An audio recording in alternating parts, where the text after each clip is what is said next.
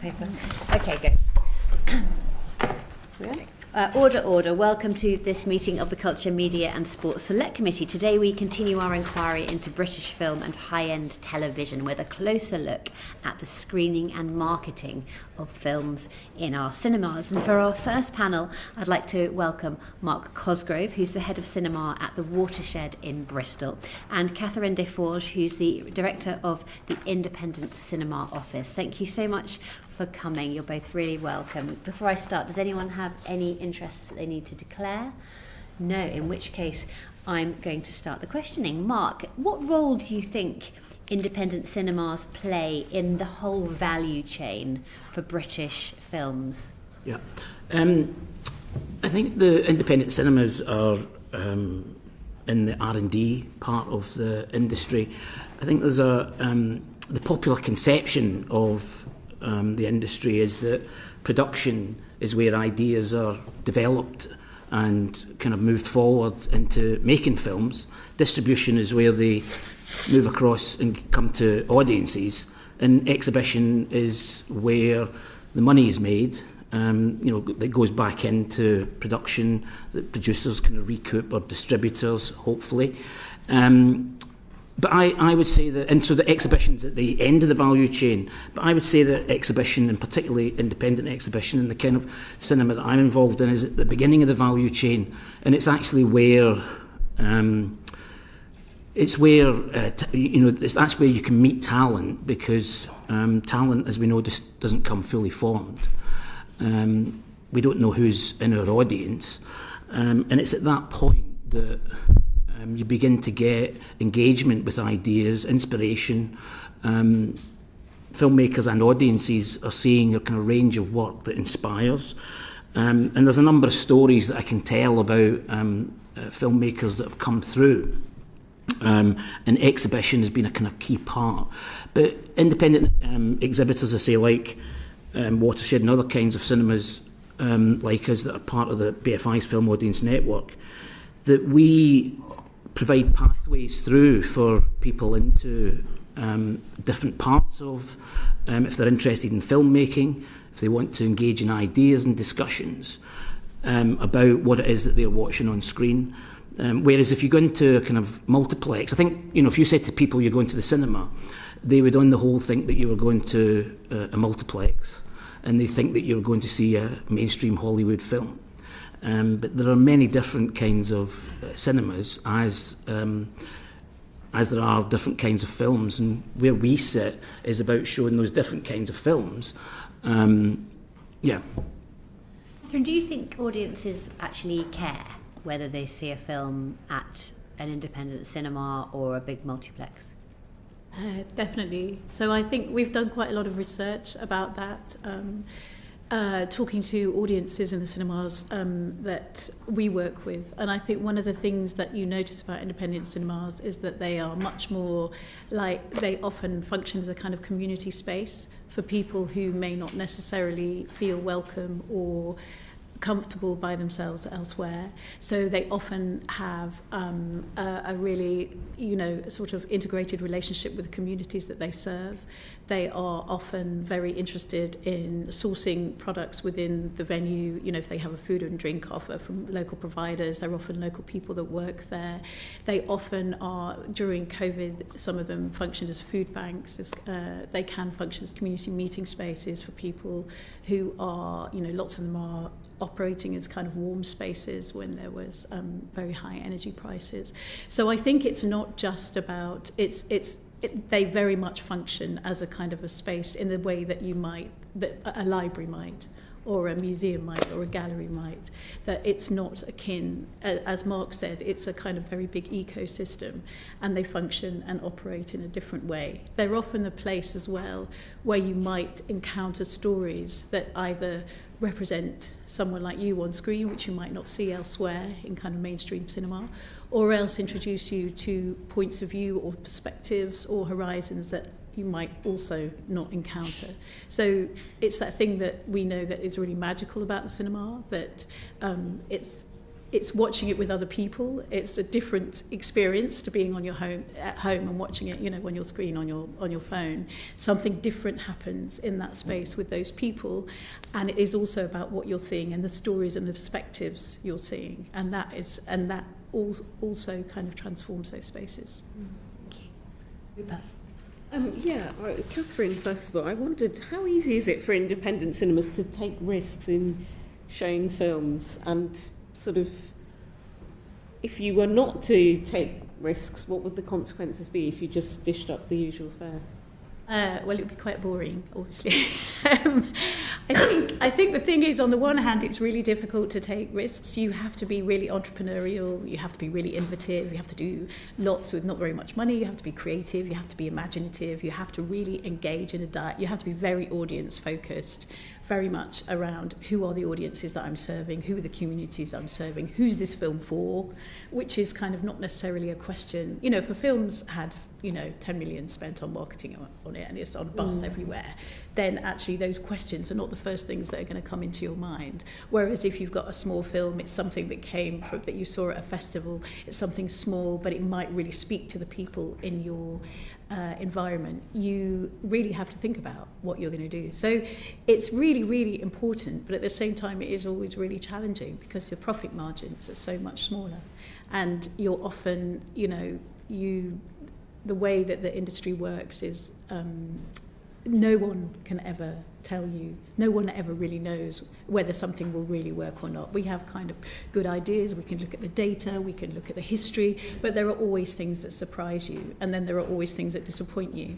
And if you do this work, if you're a programmer or a curator, we have all had that experience, and in a way we teach courses or run courses for people or do lots of continuing professional development and stuff for new entrants, and I often say to people, you haven't really started to learn anything until you put on a screening and no one turns up. It's like you've got to have that experience to start coming because it's a dialogue, and it's about sharing something that you think is, so I think it's really, really important, but it's really hard. It's a real challenge, but that's why it's interesting, obviously, and dynamic. And foreign language stuff, does that still... I remember going to the Three Colours, someone did the whole trilogy at the Riverside Studios. Would anyone do that now? Or would that... Yes, absolutely. I mean, that's the sort of space that we sit in, and I mean, not only are audiences interested in new films, they're interested in the history of cinema as well.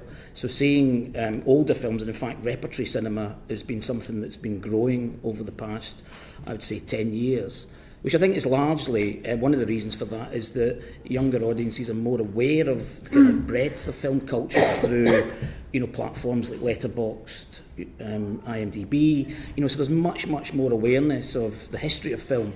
And so when you screen older films, and I remember when The Three Colours was first released, but the audiences will come and see them in the cinema. And I think, speaking to your last point about risk-taking, I think audiences really appreciate risk-taking.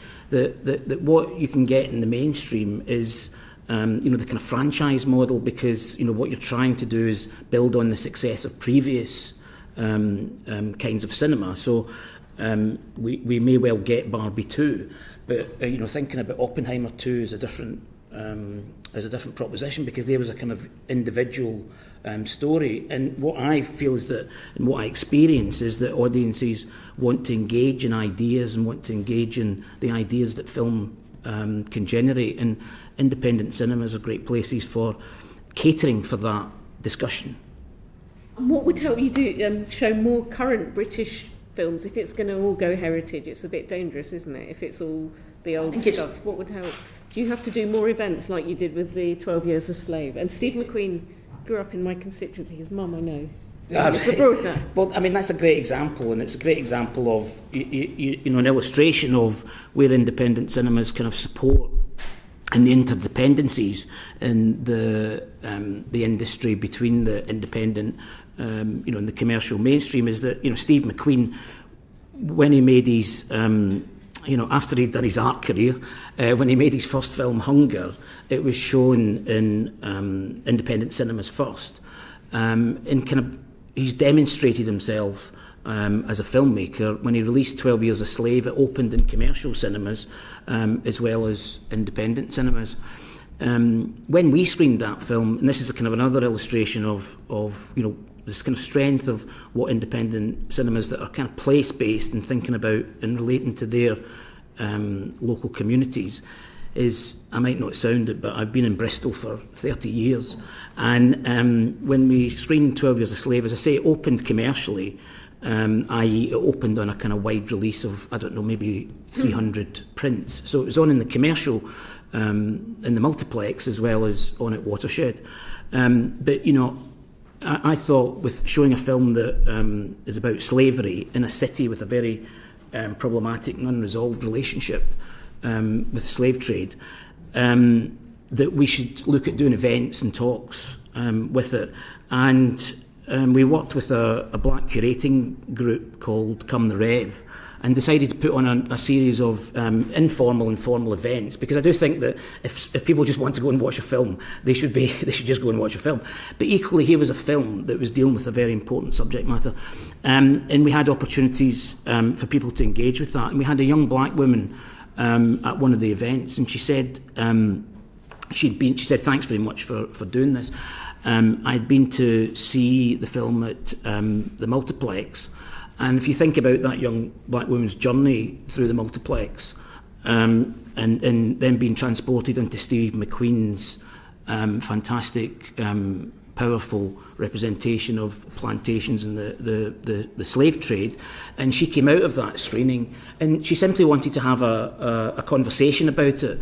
But that commercial model is not geared up for that conversation. It's geared up to maximise income, and it does a brilliant job, and Multiplex have done a brilliant job in raising the profile and income for cinema. But for that conversation, it's not geared up for it. Whereas that's the kind of intervention and the kind of place that we can have that conversation. So it's opening up, not just the money aspect, but it's the meaning aspect of the film. And because we're close to the local communities, that we can build relationships across those communities to have those conversations. Thanks. Thanks, Rupert. Jane. Thank you. Last year, 16 of the 20 top grossing films were prequels, sequels, live action or franchise films. Do you think that is just following demand, or do you think there's not enough alternative being offered? Catherine, I'll come to you first.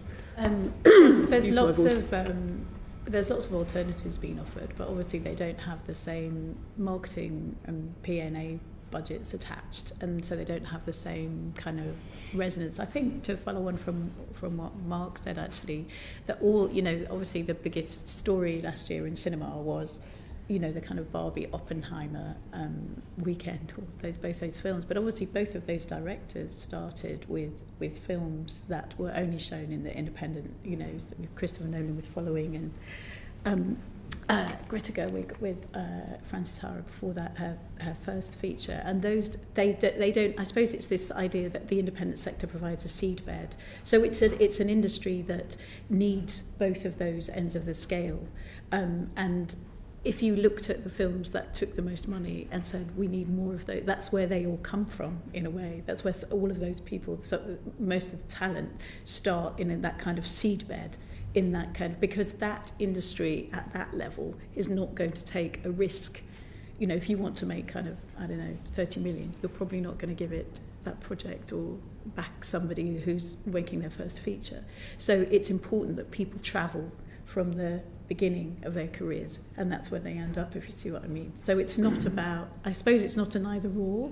It's like you can't have one without the other. And it's I suppose our world, our kind of things that we work with, tend not to be in that top 20. I think we work with lots of cinemas that are in places that are rural, or there's no other provision, or they're part-time, and we might show those films because it's really important that people have it's about democracy, and that everybody has the right to see the best of any kind of art form, and it shouldn't just be about people who live in kind of big cities. So we do play those films, we do show those films, we do work with those distributors, but I suppose the large part of our work is with the films that are not in that. But I don't think the fact that they are the ones that make the most money mean that actually you need more of them and not of anything else. It is just a very tough, but I think there's a kind of synergy between those two things.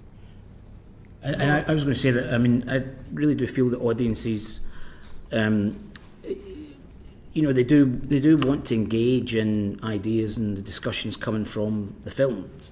And what I mean by that is I think they want films that engage with, they also want films that engage with, you know, the world and what it means to be living in 2024, and the kind of various issues that resonate with society and culture.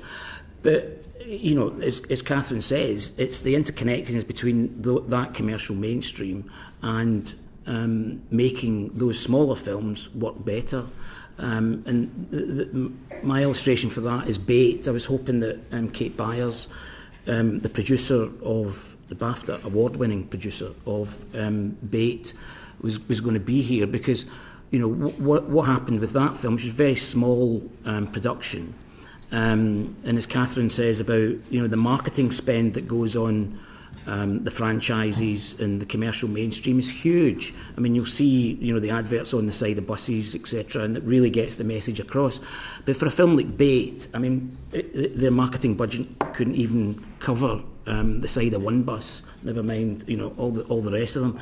But you know, here was a film made in Cornwall, made in the southwest, two producers from Bristol that had set up their company Early Day Films, telling a very distinctive Cornish story, and we worked through the BFI's Film Audience Network, which is a great network of, you know, going across the country, of place-based independent cinemas, and, you know, kind of membership cinemas, and we in the southwest supported the BFI in the sort of Grassroots campaign of that film, and was delighted. I mean, I'm very surprised, because as we all know, you never quite know where the successes are going to come from.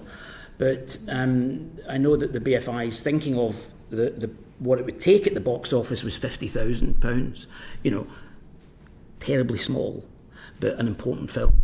It went on to take 500,000. You know, so that was a 10 times you know, box office income and impact that film made. And that's through that kind of the cinemas that, you know, Catherine and I guess represent, is that they're much closer to the communities, and so allow distributors, rather than the kind of, you know, distributors are largely all London based, and, you know, use very blunt tool of big marketing campaign, but, you know, working in that much more nuanced and grassroots way, you're actually targeting the communities, and it gets it can get more impact. Now, that impact might not register in economic terms, but it registers locally, culturally, but also Mark Jenkins and indeed Kate and Lynn have gone on to, you know, other productions, and the reason that Kate couldn't be here is that she's filming in Glasgow at the moment. Thank you. Advertising keeps coming back in what you're saying. Have you turned to more sort of viral marketing? You know, Barbenheimer on Twitter was going crazy last summer. Do you think that's where independent films can have a little bit more traction? We heard evidence from James Hawes about his feature One Life that ended up taking 10 million at the box office. Do you think there could have been ways to make that take even more? Or where's the sort of space for not big money advertising but effective marketing to smaller kind of groups? Well, I think the independent cinemas working with the distributors closer on being kind of smarter in a way with, you know, the marketing spend.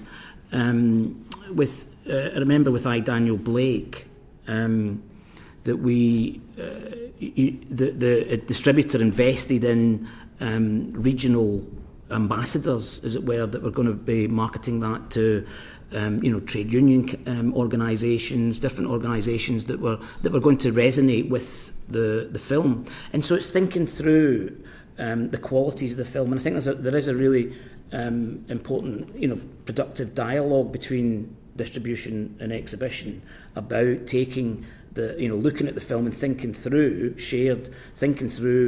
what the more nuanced campaign can be. And we've just done COPA 71 about the women's football, and we targeted all the women football groups around Bristol. Things like if you come as a full team, you get two for the price of one or something. But it's thinking through kind of ways in which you can get the subject matter of the film and relate it more to the kind of communities that it can connect with, over and above the kind of campaign that's going to go on the side of a bus. Thank you. And Catherine, you mentioned food banks springing up in independent cinemas and all sorts of community things. Is that the route through to growing grassroots support for these films? That's very important. I think it's really interesting to your question about is the sort of digital space somewhere that you can harness. I think yes, but it takes resources and it takes skills. So in terms of the kind of investment in skills and exhibition is like ridiculously low. And so there isn't a lot. In order for people to be innovative and creative and to be able to use those means, you still need some resource. And I think quite a lot of people in independent cinemas are really have been really, as everyone has been really kind of strapped and underinvested over the last few years. So many of them used to have staff. They used to have education officers or marketing officers or audience development officers. And those are the sorts of people who would develop their skills, who might work on some of these campaigns. I think you're seeing fewer of those staff in venues, and it becomes harder. So I think, yes, it is about being, the kind of Bates story, as with, lots of other, another kind of good example is the Eric Revillius documentary that did really well last year, that really connected with local communities with a, tiny budget. Because, of course, it's about the story. It's about, it really has an impact on people who want to see more stories about their own history or about the history of their country, or it touches them. So you can kind of have lots of examples of these examples, and they do often use word of mouth, community engagement, events, like using digital space in a really creative and innovative way. But it all takes a lot of hard work, a lot of resources, and it takes skills. So it's hard. You can't manifest them off the bat. It's about, sharing all of that and being able to develop your own skills and, Thank you very much. Thank you. Thank you very much, John. Thank you, and good morning. Thanks for joining us. I love cinema and I love independent cinemas. And with so many independent cinemas closing, one of the concerns surely has to be that if they close, where will the smaller art house films and the films that aren't pitched to mass audiences, where will they go to be screened, Mr. Forge?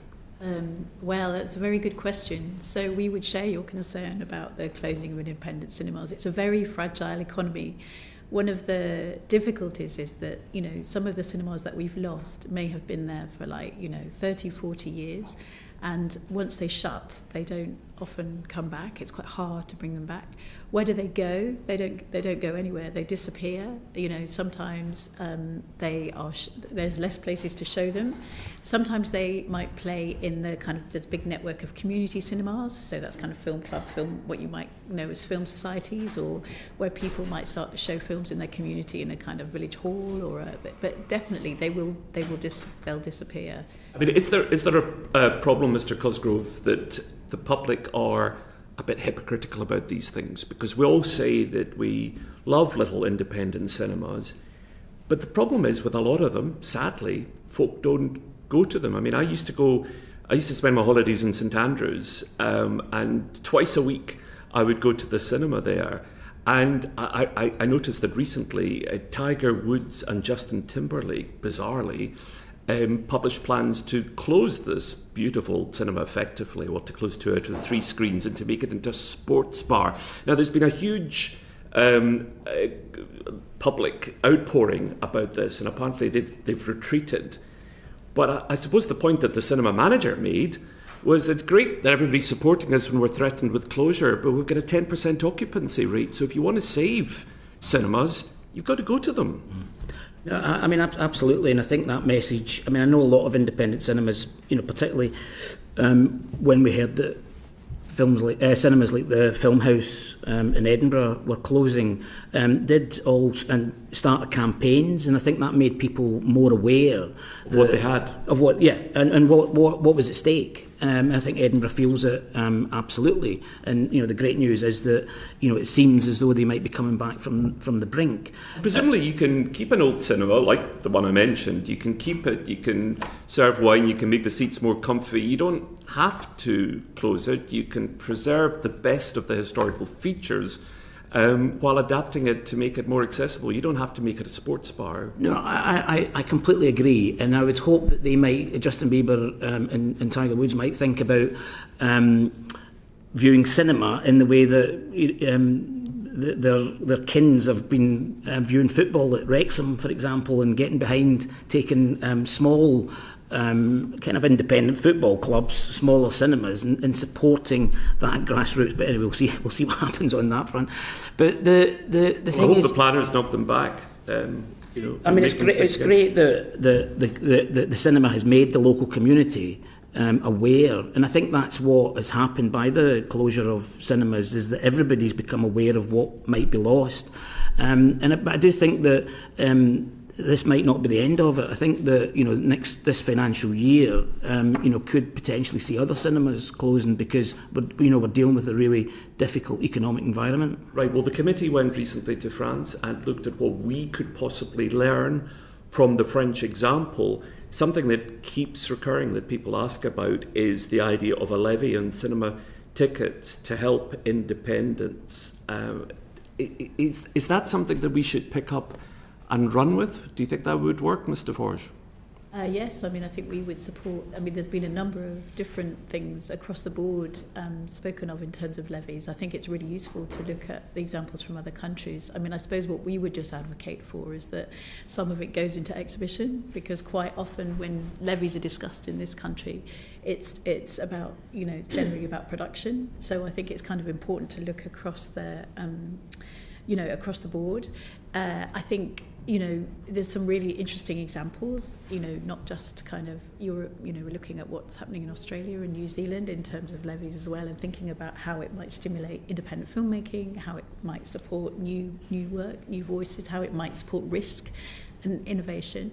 And I think broadly we're in support of it. Yeah, I wanted to add to your point about the cinema, your example in St Andrews. One of the kind of things around cinema, or if you like, independent cinema in the UK, is that there is no kind of public capital funds accessible for cinemas. So if you do want to redevelop, if you do have an amazing building, there are sort of very limited means for you to be able to get access to funding to change that in the way that doesn't necessarily exist in other art forms. So the lack of access to capital grants is an issue. So we have a venue that we worked with in Shropshire that's probably going to shut now.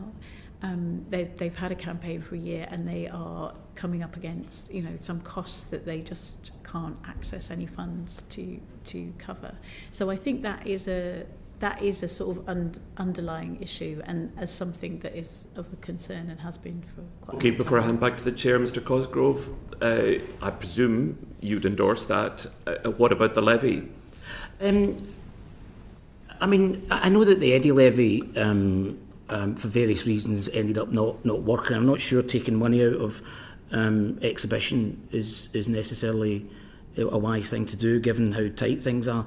I know that it's been mentioned in relation to streamers as well, and I mean, again, I'm not massively over that economics, but I do. Where do you get the cash from? Yeah, well, I mean, that is the question to address is where it comes from. We're writing a report, so it'd be great if you could tell us what your your solution is. If that is definitely something to be looked at. I would say is that in terms of if there's money that can be repurposed back in to support the ecosystem, and particularly that the risk-taking part of it. And what I was going to say was that one of the things that we've been looking at and we'd asked for is tax relief on risk-taking in the way that galleries and theatres have, which if that could be looked at for cinema, and the kind of as Catherine's mentioned, the kind of curated programme. So, the commercial titles, the franchises don't, they've got that spend on them. But, when you're taking the risk on, talent development, audience development, that kind of unknown area where the industry is kind of on the whole risk averse, I think there should be some tax relief in the way that, Thank you, Chair. We were, as a committee, we were pushing for the extension of tax relief for lower budget independent film, which obviously we received at the good news at the budget. Do you think there should be incentives on cinemas to show that kind of film? I mean, could that be a part of the financial incentives? Because some independent films, some independent cinemas focus quite a lot on foreign language films rather than actually promoting British films. So we need to sort of make sure that we're boosting all parts of the British sort of film industry, if you like. So, how would you feel about incentives that promoted British exhibition? I think any incentive to support showing kind of broader range of films. I'm not aware of cinemas that are showing European or world cinema at the exclusion of British films. I think they'll all want to show the kinds of films that they'll feel that their audience will engage with, and certainly British Independent is part of that. I know that Gurinder Chadha, who I'd recommend the committee make the patron saint of independent cinema, said about a kind of Friday night in British cinema at the multiplex, and I think that's a kind of high risk strategy unless it's got a huge marketing campaign behind it. I think it's in the smaller areas that you can really make a difference, which is the kind of developmental side, which I say is risk taking with this exhibition and distribution, and if there is some way in which that can be kind of financially offset, then it would benefit the exhibitors. Thank you, Chair. Good morning. Catherine, I can start with you, if that's okay. The evidence you provided us with said the market is saturated with content, but we've also heard there isn't a consistent slate of films that people consider appealing. So what's the issue here? Are there too many films being released, not enough films being released, or is it perhaps something else? Well, it's a sort of complex area. I think it's a complex answer in a way. So the market is, maybe about 20 years ago, about 8 films were released every week, and now there are about 24, and they're all competing for they're all competing for space in a cinema. They're all competing for an audience, audience's attention. I don't necessarily agree that. I think if you're a distributor, it will probably definitely feel like there are too many films. I think if you're an exhibitor, if in some ways the number of films being released makes it more interesting, means that there's more to write about, means that the public engage more with cinema, means that there's different kinds of stories, and that the stories aren't always coming from those bigger films. So I wouldn't agree that there isn't enough quality of films around. It is very much about the economic model of the way that you release a film and how you get people's attention, and how you can make those films successful. So it just means, I suppose, the saturation of the market means that if you run a cinema and you've got 3 screens or 4 screens, you could never possibly show all the films that are being released every week.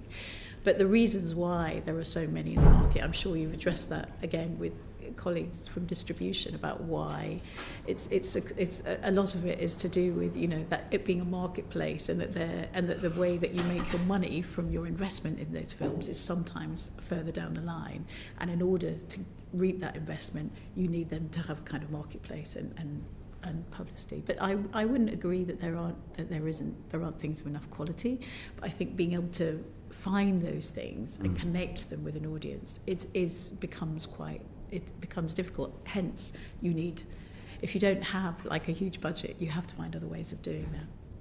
Mark, anything to add to that at all? Because it's not just the films being released in cinemas, it's the films that are available to watch on streaming, on mobile, etc. And I remember when COVID hit, having the extreme existential crisis in that, our cinema was closed. Well, cinemas were closed, as a lot of society was, but yet people were watching films.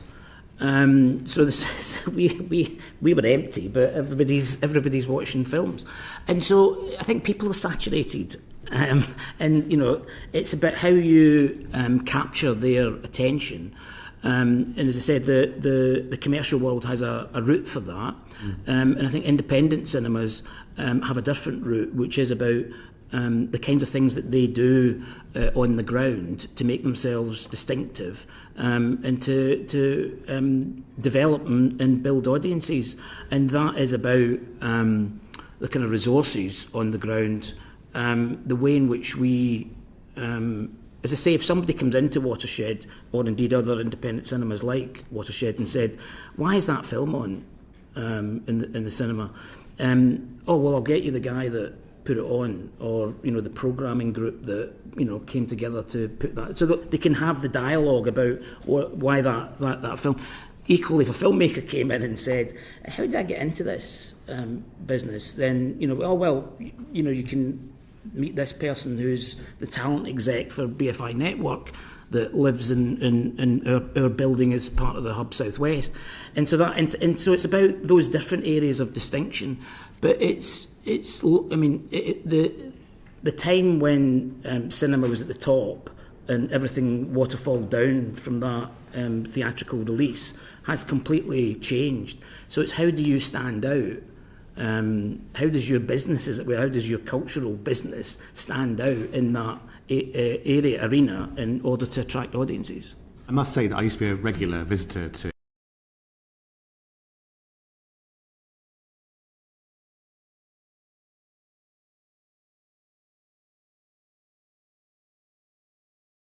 if I'm honest with you, but it's a beautiful place, and I think you should be commended for the work you do to support the independent cinema sector, because it truly is a focal point for Bristol and the wider West of England region. But I do have another question, and that is about the effective distribution strategies for independent films.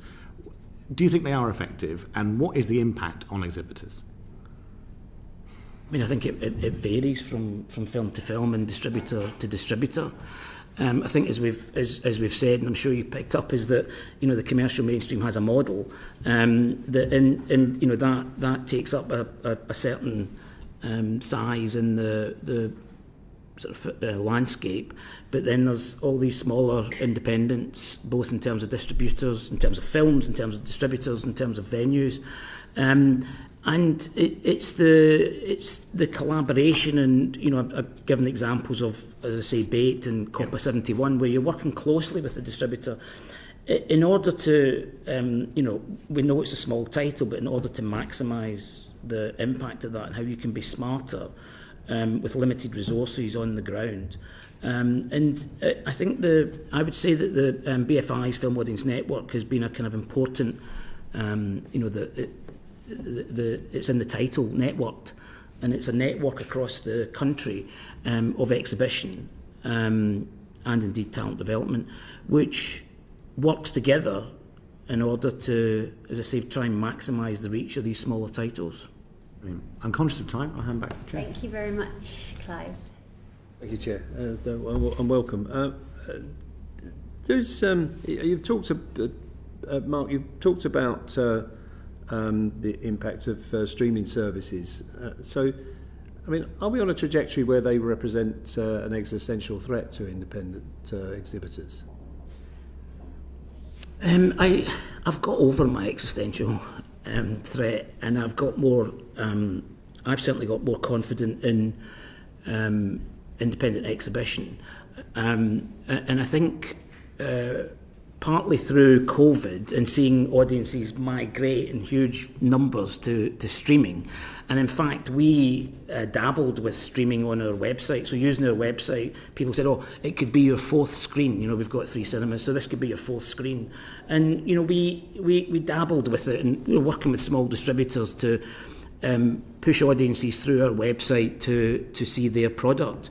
I described it economically as not even peanuts. It was like the salt at the bottom of the packet of peanuts in terms of income. But when we reopened, what I fundamentally realised was that it's about the collective experience, and it's about the cinema space, and it's about communities, and it's about audiences. And that really reminded me of what it is that's distinctive and different from streaming. And it's great that people have access to many more films and much more content or stuff. But it then makes you, right, okay, how are we going to make ourselves and make our proposition something that's attractive and that will engage audiences? And from our experience, and thankfully over the past financial year, we've seen audiences begin to increase in a direction which, because when COVID struck, we'd like a lot of, like the exhibition sector, we're on a real high, and it felt as though it was only going to grow, cinema. And we're beginning to, I think, get back to that place where audiences are kind of coming back more fully. But they recognise, and we recognise, that there's lots of opportunities to view work. What you need is a diverse ecosystem, and we're blessed with it in Bristol because we've got a microplex. We've got everything from a microplex to a multiplex. And what you realise is that the more diversity and variety you have, the more audiences want, which is great.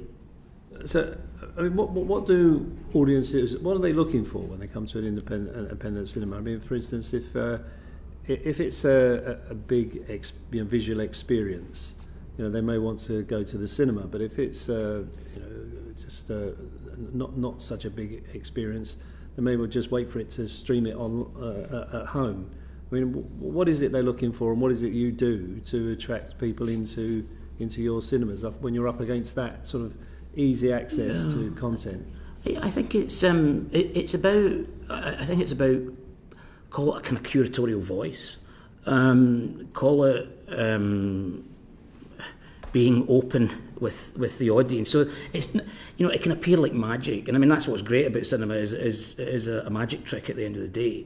And what you want when you're in the cinema is you don't want to know that there's a projectionist, that things are being projected or whatever. You want to engage with the film, but films get to cinemas through a whole mechanism of choice and how things are made, and that happens in the production process. All the way through, choices are made, and audiences. We are the audience, and audiences are interested in that, and audiences are interested in what things mean. And so and I've spent a lot of time. We've got a very good cafe bar, and I've spent a lot of time there. And you're talking to the audience. It's like they get engaged with the film, come out, like the story I told you about the young black girl who went to see 12 Years a Slave. That's a particular story, but equally, films lend themselves to. I describe the screening of a film as a springboard for a wider conversation about society and culture, and that's what people want to do. Now they don't have to. I mean, people can watch the film and get the hell out of there to do whatever they want. But just knowing that you can come out, engage, and what did you think of that film? And that's one of the things that happens when you come out. What did you think of it? You hear people when they're coming out the screenings talking away about what that film was about, what it meant, and of course we're getting a lot of subjects covered in independent cinema. So it's not the classic sort of happy ending, that's it, go home. What you've got is open endings. I'd like to talk about that. Well, here's a space that you can do it, which of course encourages sales in our cafe bar because people like a drink to then discuss it. So yeah, it's that sort of it's that kind of package, as it were, is what we offer, which a servicing streaming service doesn't offer. Right. Catherine, what could a levy do for the independent sector? Sorry? What could a levy do for the independent sector? How could it be applied? Well, I think it can make more money available, and I mean, I know that you've been to France and you can kind of see what that's done. I think there is sort of very limited. We're in the kind of economic climate that we're in, and although the levels of public funding are really welcome for the kind of cinemas that we work with and the kind of films from production right through to exhibition, I think we could do so much more. And that's what a Levy could do. I mean, what could it do? Well, I think things like skills, like training, like we do lots of work with young people. We do lots of work with communities. We do. Most independent cinemas have a offer that is for people with Alzheimer's. It's for people, the learning disabled community. It's for people who are autistic. So it's all about kind of looking at where those communities are, putting on additional screenings, making sure that you are fully reflective of the communities that you serve, working with people at the very beginning of their careers. As we've talked about, the economy of the system, people at the very beginning of their careers don't tend to be given enormous budgets to make films, don't tend to be given enormous budgets to distribute those films or to sell those films. So we try and support those filmmakers, those people at the beginning of their careers, try and connect those films with audiences. All of that is not necessarily something that it's all helpful when you have an element of substance. It all helps, as Mark reference, the kind of R&D nature of the business. So that's what would help. So you don't see it as something that would support the core funding of the independent sector, more the additional things that the independent sector can do? I mean, there isn't any. I mean, all of the public funding at the moment that's available for cinemas is all project funding. So it's a lot of independent cinemas would like a model that was nearer a kind of NPO model that you'll be familiar with for the rest of the arts. There isn't an NPO model, that kind of a model for the independent cinema sector. There is only project funding. So it's that then to resource and deliver and service additional projects all the time is quite hard, because there is no core. There's no core coverage, and quite a lot of the work that you want to do. We talked a lot about, how you make a small film work. How do you do that development work with audiences? How do you be creative? How do you be innovative? How do you, and again, to do that, you need skills. We looked at some data, and I think in the last decade, 2.3% of money that's available for training has gone into exhibition. So it's a very small amount of money. So when everything becomes quite difficult from the top to the bottom, to try and do the best that you can, grow it, do the best work that you can and make a difference is more challenging. So that's what a Levy could do. I think it could transform things, actually, and it would, in terms of, I think somebody's been, there's been lots of talk about VAT on tickets and looking at VAT in terms of sort of levies. So that's not necessarily taking money out of independent cinemas. That's about maybe being more creative with some of those sort of exemptions. Okay, Mark, did you have? Yeah, I wanted to raise capital development in particular, because smaller cinemas, smaller operators don't have, especially as we've burnt through our reserves during COVID, they don't have a lot of money to reinvest in the fabric of the building. So things like really mundane but important things like carpets, seats, projectors. There isn't a fund that you can easily access to do that. And then when we're doing a lot of work around greening the building and the environmental changes we're in a converted Victorian warehouse, and it's a challenge to do that, and so having a capital fund that would support that, I think would be really useful. Thank you, Chair. Thank you, Clive. Julie. Thank you, Chair. And building on Clive's questions, has the perception that the skills needed in the exhibition sector are closer to retail and hospitality skills rather than the film production skills hindered your access to industry-wide initiatives? And is that an accurate view? Sorry, would you mind just repeating the last part? Sandy had to go and tell everyone. We have this problem quite often out there. No, so it's building on what Clive said about the access to funding, and has the perception that the skills needed in the exhibition sector are close to hospitality and retail rather than to film production, hindered your access to industry-wide initiatives, and is that an accurate view of the sector?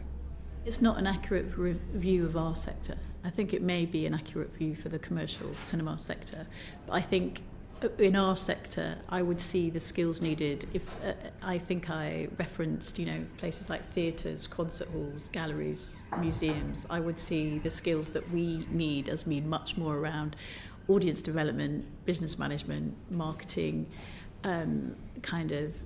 we do provide some of that training, but there's very small amounts of money available to do that.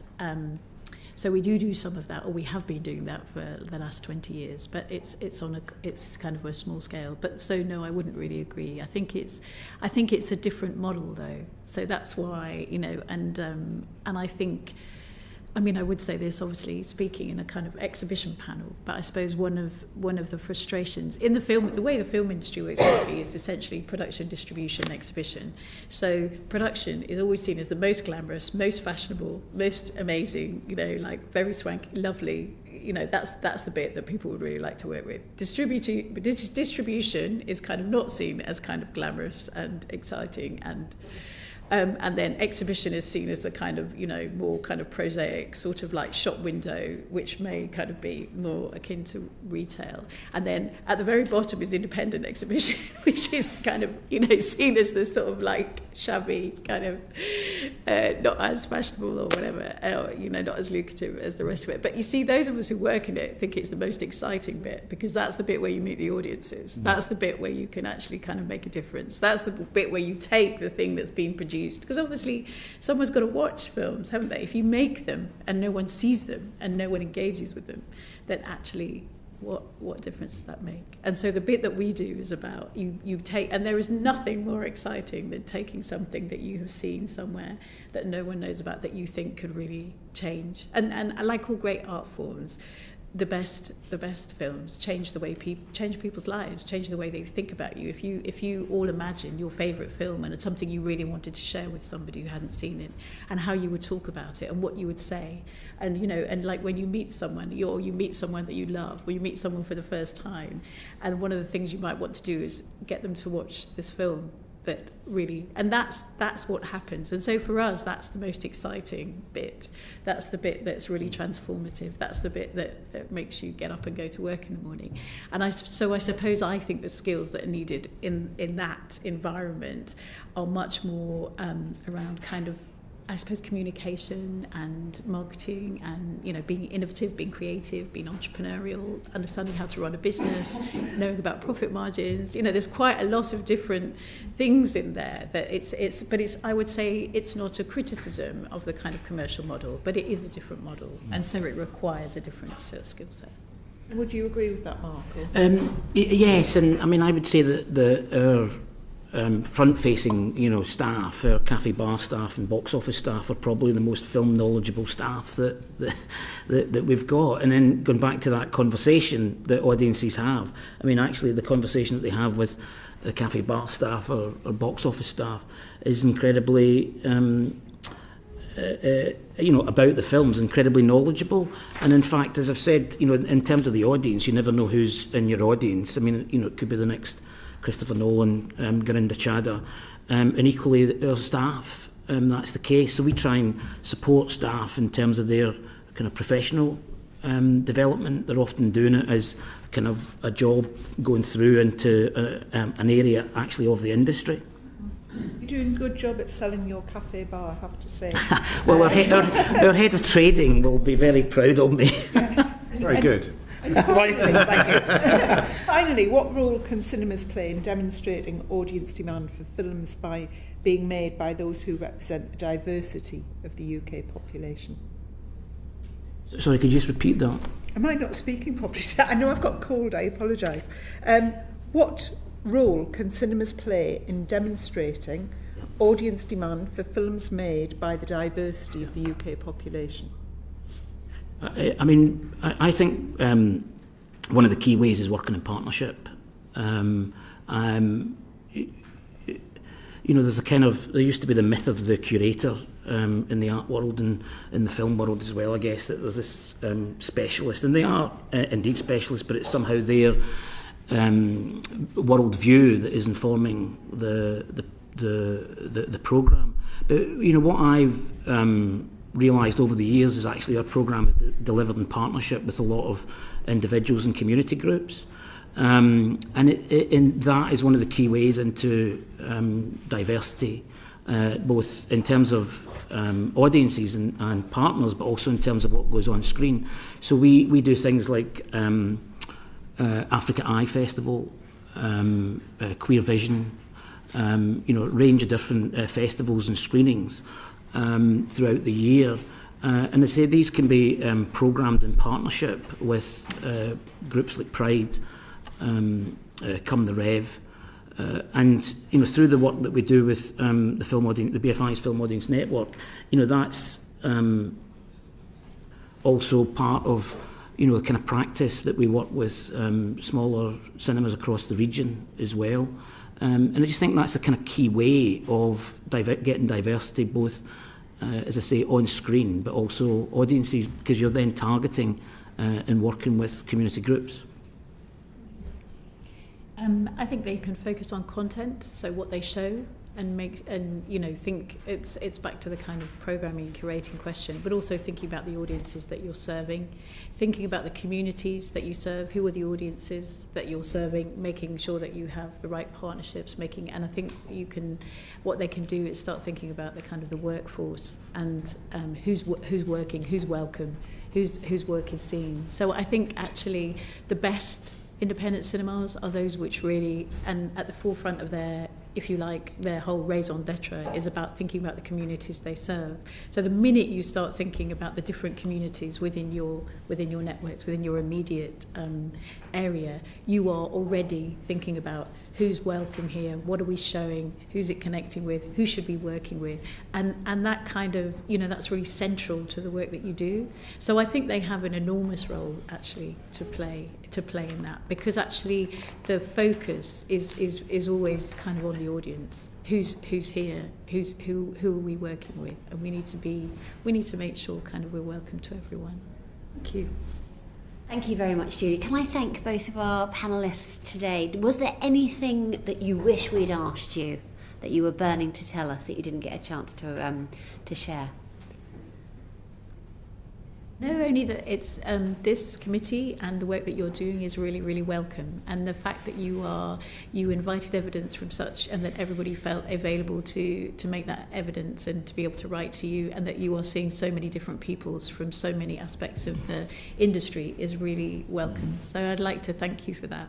Thank you very much. We'll put that on our CVs. Thank you. Sorry, it's okay, but can I just add that I've mentioned the BFI's Film Audience Network. I really do think it's it's shown itself to be a really brilliant example of reaching out in terms of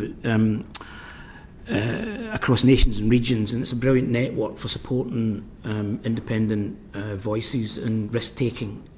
So I would, just say that. You've both done an excellent job at selling the cause today. Thank you very much for your time, and I'm really grateful. Can I now invite our next panel to come through? Thank you very much.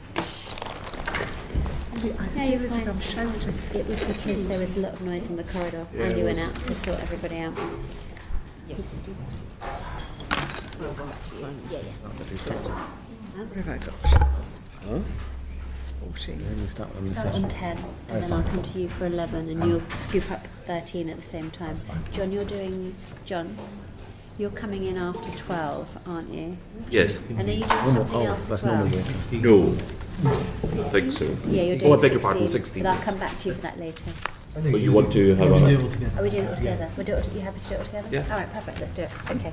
So, good. All right. You go for it. Good.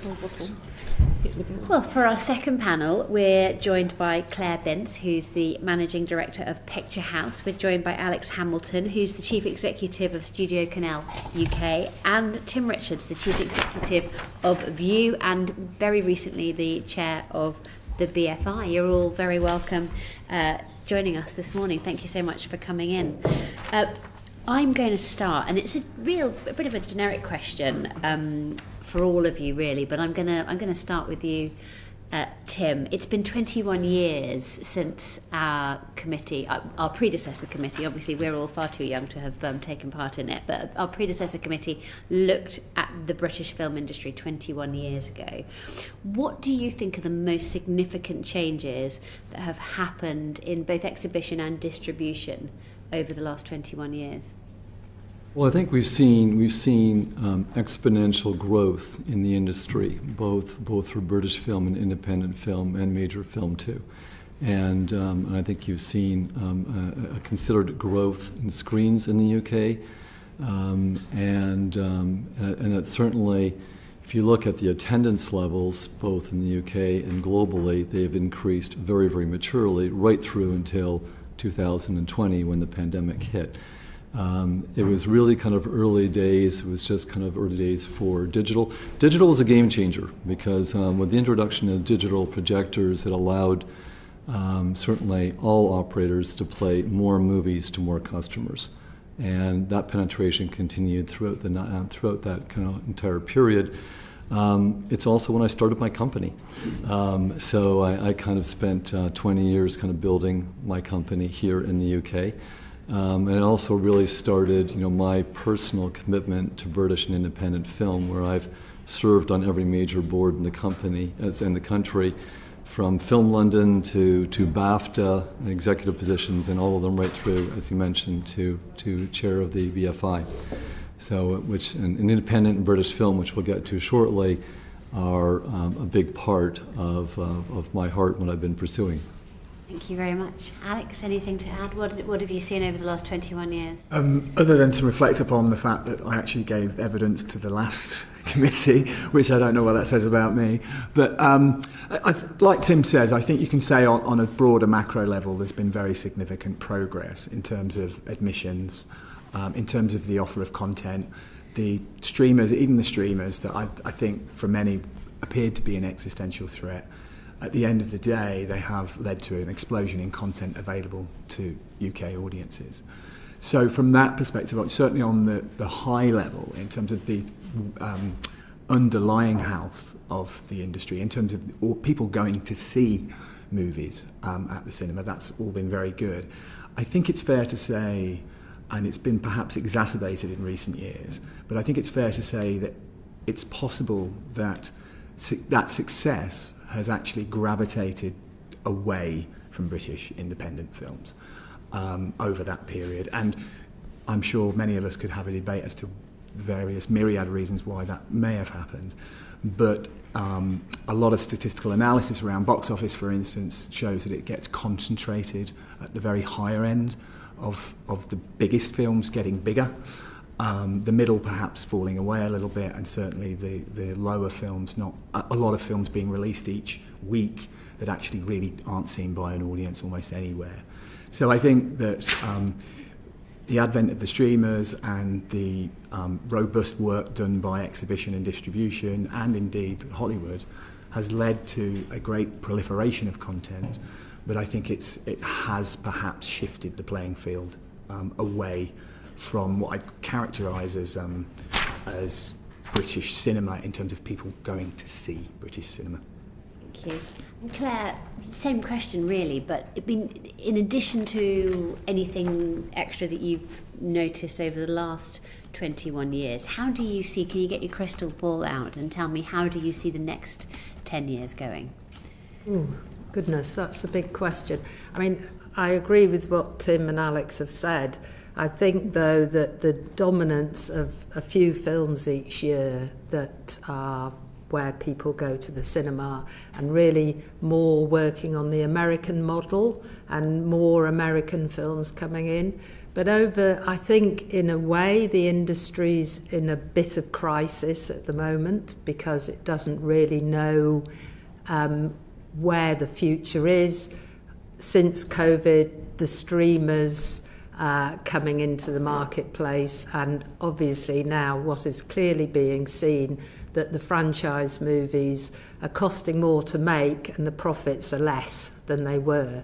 So I think for the studios, they're looking now at what they're making, and of course it's like turning a giant ship into looking at the success of two original films, the Barbenheimer Moment, which, as Catherine said, you know, these are directors that we and the independents have played, but I think it's the studios looking at that maybe audiences want some original content.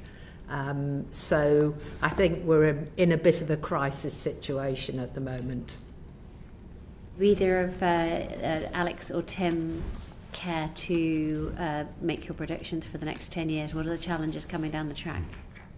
Yeah, I mean, I'm a lot more bullish. I mean, we as an industry, certainly in the period leading up to the pandemic, we're breaking records everywhere, both in the UK and globally. 2019, $42.5 billion of box office worldwide. And if you look at the attendance, we were just slightly below the record-breaking year in 2018, but very close. And we got hit very, very hard, I think as everyone is aware, during the pandemic. One doesn't plan in one's business plan for full closure, and it was devastating for all of us and all screens, which I think I'll get to later on. But we were getting a small, fragile recovery last year, and then, unfortunately, for the first time in 60 years, Hollywood decided to go on strike. And so most of last year, there was very little, if any, film production going on. And that hit us both short and medium term. So that recovery that we had was delayed. But this year there are some amazing movies coming out of all genres, and both British and foreign and Hollywood, but there's just not enough of them. And in 2022 there was 35% fewer films released than pre-pandemic. Last year, 20% fewer films. This year is probably going to be close or even slightly worse than last year. Good news is that film production has been ramping up very, very significantly by everybody everywhere. I think we're going to see a large number of films return at the end of this year. This is a business that is worth saving. It wasn't broken, and it's not broken today.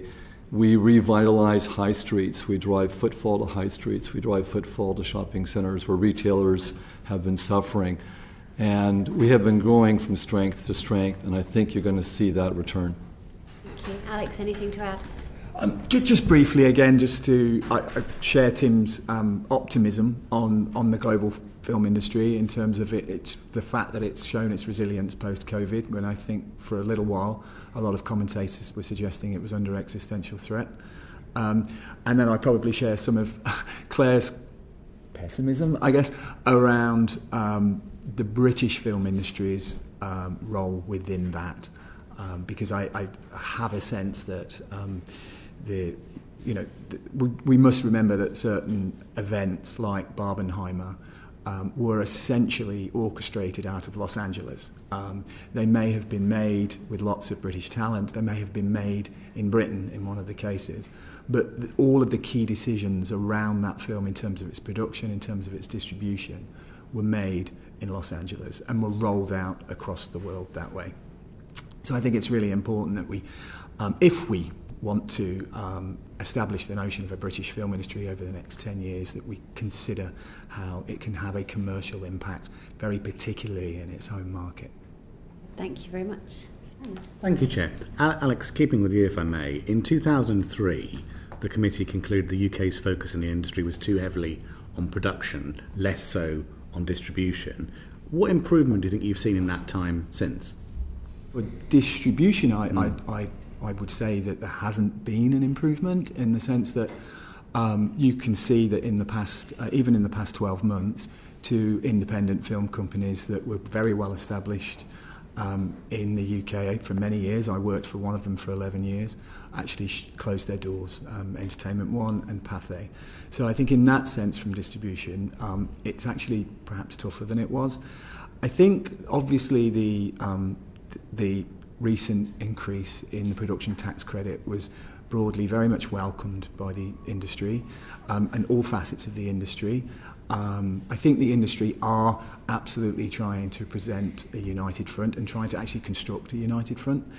But It does address the issue perhaps more on the supply side in terms of increasing perhaps the potential of more British films being made because the financial incentives are there to do so. But it doesn't necessarily increase the demand in of itself for British films.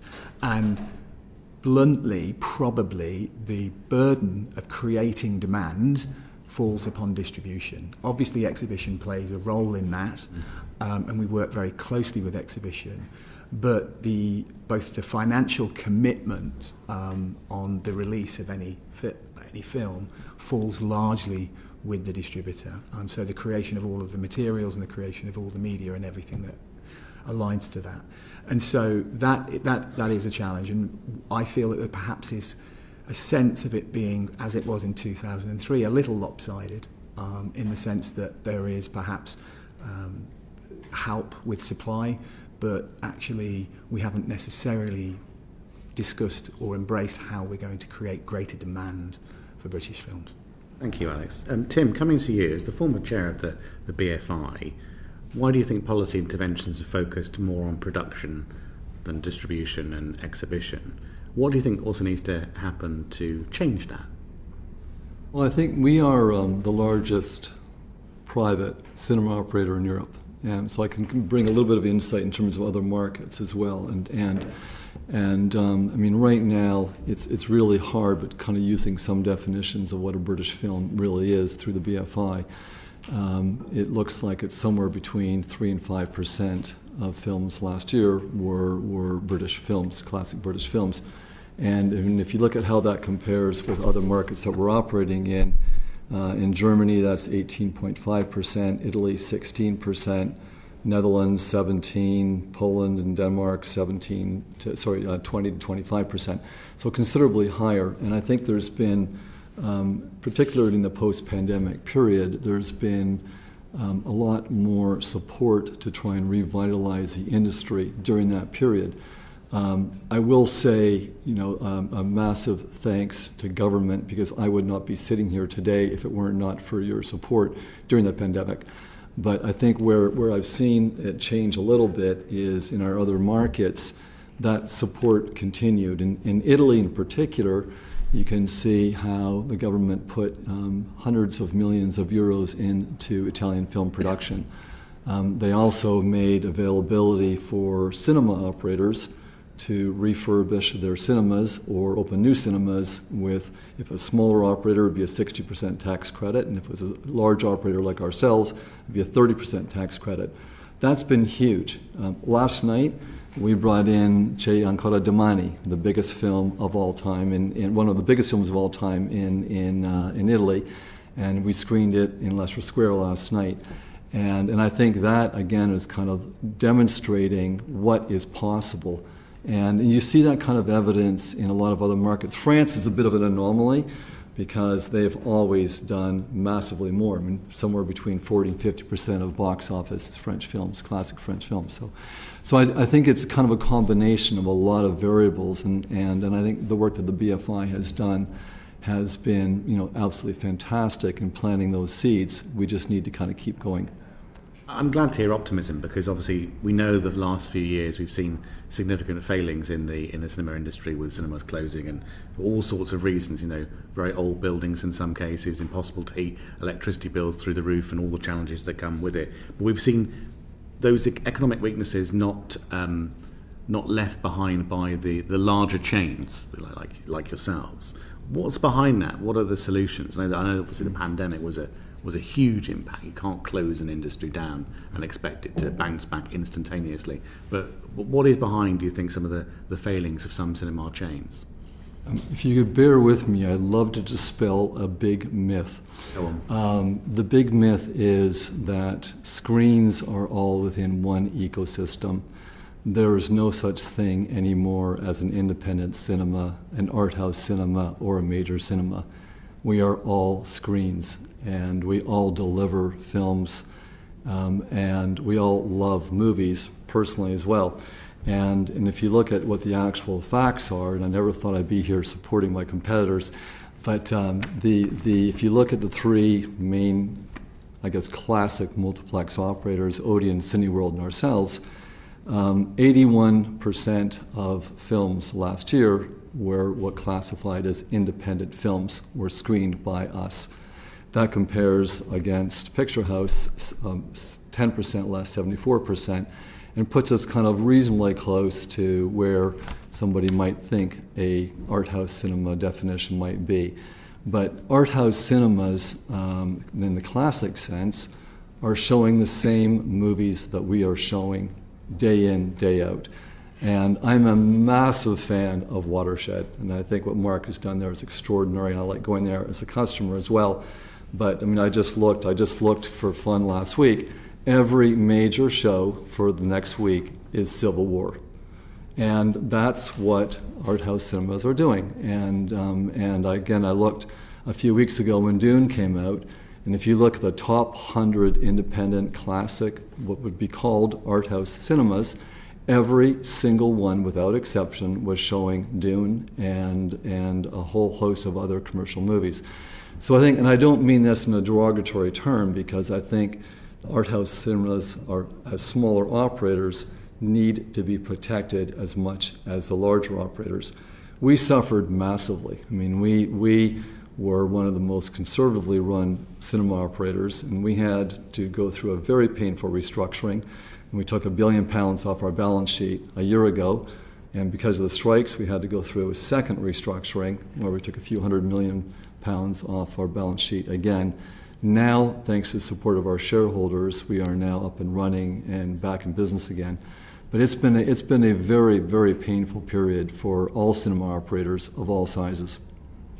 Just going back to your point about the difference between art house, independent cinemas, and yourselves as a bigger multiplex, do you accept that perhaps people go to those other cinemas, the independent ones, for want of a better phrase, a different vibe, a more perhaps, I don't know, personal experience? I don't mind where I go to cinema. Watershed, as you say, is amazing. My local cinema in Sidmouth is one screen. It's run by Scott Cinemas, and it's very intimate. That's what you get sometimes from a smaller cinema, but equally sometimes when you go and want to see a James Bond film that comes out, you want to go to a large one with a massive screen that's probably the size of several houses. But do you think there's a difference in the experience? Well, I think, again, for us, 46% of our films we showed last year were foreign films. So, I try and fight that day in, day out. We were the first circuit, probably in Europe, where we had a license to serve wine and beer in all of our screens, because we wanted our customers... Welcome development, yes. No, but we have, and we are investing very heavily in our auditoria and our foyers in particular to give them that welcoming feel. And something that's evolving every year. We kind of try and reinvest to give that kind of nice welcoming feeling for our customers. Excellent. Claire, if I can come to you, if that's okay, what impact have the strikes in the US had on the post-pandemic recovery, and when do you think that the attendance will go back to pre-COVID levels? Because we keep hearing evidence that it's not quite there. We know that several parts of life haven't returned to pre-pandemic levels yet, bus travel and also cinema going as well. So when do you think that could happen? Well, I said about I'm an optimist too, but very definitely there is a crisis. However you look at it, we are in a very different place than we were pre-pandemic. And whether or not people do come back in the same ways and how they choose to see what they want to see. I'll just do a bit of defending for Watershed and the likes of us. Yes, we did all play Dune, but we were also playing lots of other films as well, so it wasn't just quite as simple as that. I think it's going to be very hard, not just for the likes of Picture House or the independents, but for the mom and pop cinemas like the cinema you talked about in Sidmouth, that for them the real difficulties are the fact that their costs have gone up so much. So the utilities have gone up over 40% over the last couple of years. it's really difficult for those mum and pop cinemas, for the small, the Scott chains, all of those cinemas. They're the ones that are absolutely an anchor for local communities, that the costs of running those cinemas is making it almost impossible for them to survive in many cases, not in all cases. But I think the fact, the independent cinemas, a lot of them do get public funding, but for a large majority of independent cinemas in the UK, they don't have that luxury, and yet they're still as important to local communities. So I don't know the answer of when the audiences will be back. All I do know is that it's very costly for those cinemas to wait for those audiences to return. Thank you, Claire. Back to you, Chair. Thank you very much, Simon. Rupert. Thanks. Thank you for our Picture House in Ealing. We've now got 8 screens. I think it's the biggest one. And sorry that the View went from Acton, but someone else took it over. It's now an Odeon Lux. I wanted to ask a little bit about genre. Last year, 16 of the 20 top-grossing films were prequels, sequels, live-action remakes, or existing franchises. Is that because, the public get what the public want? Or is that because there's no arty alternative? I think the public would like more choice. We've talked a lot about the money that it costs to promote a film, to get a film out into the world. It's quite difficult for distribution. Picture House is also a distributor as well. So I know how expensive it can be to compete with studios selling their American films, which is essentially what those films are. They're coming from Hollywood. So it's not a level playing field. I do think that the public have actually got tired of sequels and franchises, and that is why a little bit the studio system is looking into what actually they're very risk averse, I think, studios. Understandably, if they're putting, $100 million into making a film, they have to calculate the risk for something like that. But actually, I think the public do want choice. They do want other kinds of films. They do want to be able to have a different worldview than just a Hollywood worldview. Anyone else on that one?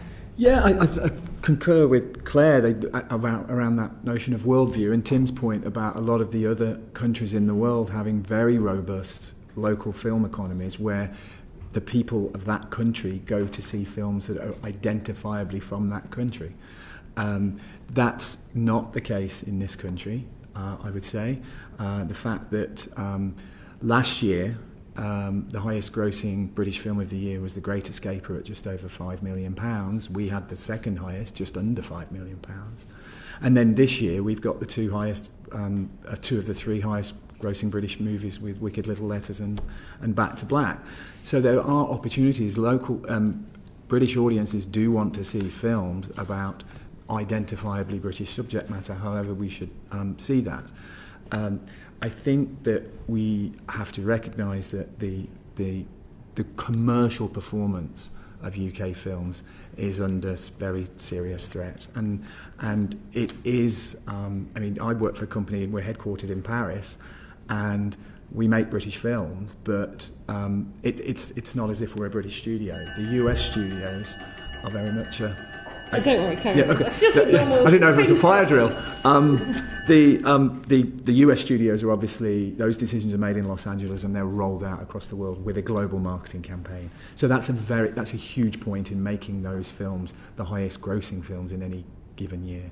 And when we take big bets on British films, we have to lay off the risk. So even when we're doing Paddington at the end of the year, which will be the biggest British film of the year by some distance, and perhaps one of the biggest films of the year, we still needed a US studio to come up with part of the financing, because we don't operate on a global basis, whereas they do. saw Back to Black over the weekend, actually, and I've also seen the Bob Marley. It's like another boring genre of just people with no imagination. It's just real-life things that happened in our lifetime not that long ago. I mean, whatever, our own individual taste and such, and we may like individual movies or not, I think it's gratifying to think that we can make a film that's, apart from one day, entirely shot in London, and is about an identifiable British artist. Whereas, and in the same way, I'd say, and the financing model on that is very, very different from the financing model on the Bob Marley film, which was a Paramount film on a global historic superstar of music. Yeah, Tim, are people just being served up the same thing again and again? Yeah, no, I think it is. I mean, last year is really difficult to look at it as a normal year because it was still significantly down on pre-pandemic. But I think what the last 2 years have shown is that every demographic group for every genre of film have returned to the cinema. And when you have a range of business, I mean, even going back into 22. You look at how Belfast did, a black and white film about an 11-year-old boy growing up with the Troubles. You can imagine that Hollywood pitch. And the fact that it did It have a famous name behind it. It did, but it's still, a famous name only gets you, that opens the door, it doesn't get you through it. But but it was an extraordinary film that did £16 million in the UK, which was one of the highest grossing black and white films in about 50 years. And it shows that demand is absolutely there. That demand for high quality content, for high quality British and independent film is there. We use AI to book our screens exclusively. And our AI has been an incredible tool because we know what our customers want to see right across the entire country. And we know, as an example, there's a small Asian community in Inverness, so we will bring them Asian films. We have that level of granularity in our business, and that's why one of the reasons why we show so many movies to so many of our customers. So if we're talking why would an independent film make it? Budget, casting, story, is it all of the above, are you saying in your answers? What's the X factor thing that an independent film needs to break through? Oh, to break through, you are somebody who's prepared to spend a lot of money marketing it. Yeah, I was going to say, at the end of the day, marketing is key. The money that's spent to get a film out there to the audience. Now, it might be, we released a British film last year called Scrapper, by a young first-time female director, and we're lucky we have cinemas as well, so we always have a base where we can sort of push to our audiences. But at the end of the day, it was how much money we spent on that film in order to get it visible to an audience. That's how you break through. and within that, Scrapper, Riley, and How to Have Sex, all universally admired movies within their own context, all seen by not a lot of people at the cinema. Absolutely. So that it's very important to remember that these are films perceived to be burgeoning new talent, or the next wave of filmmakers that might make great films.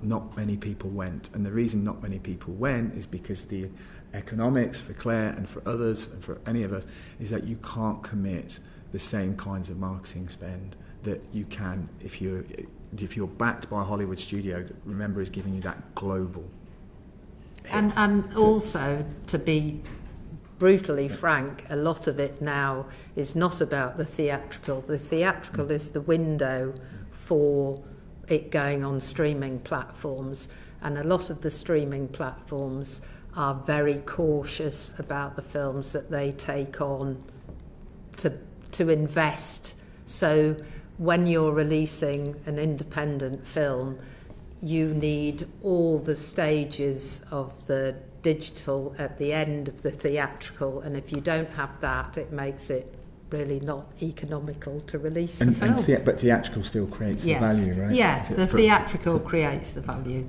That's one thing that hasn't changed in 100 years.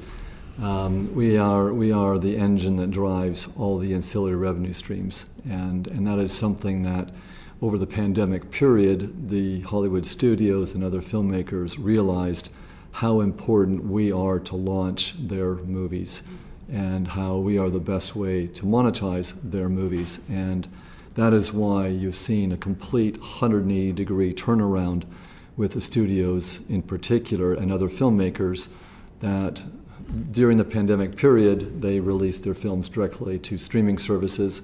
And without exception, every single studio has now come out publicly and said that was a mistake, and they have now supported the screen sector worldwide.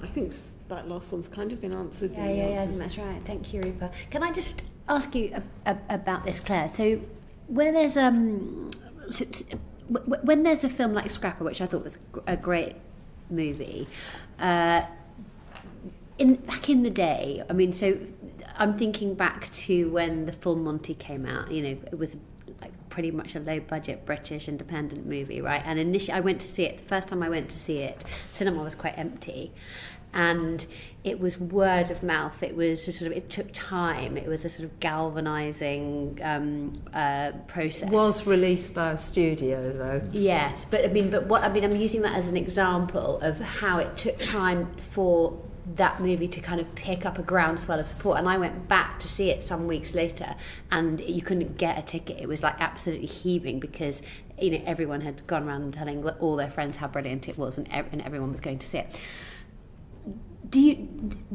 I get the sense that you no longer have the time for that to happen sort of organically anymore. You have to get either a quick support for a film or pull it. Am I wrong? I think the model now much more is that people pull films off very quickly. I think back in the day, films were allowed to breathe more than they are now. It's always on to the next one, the next one, the next one. And I think that's very much an American model. It's come driven by the way that it worked in the States.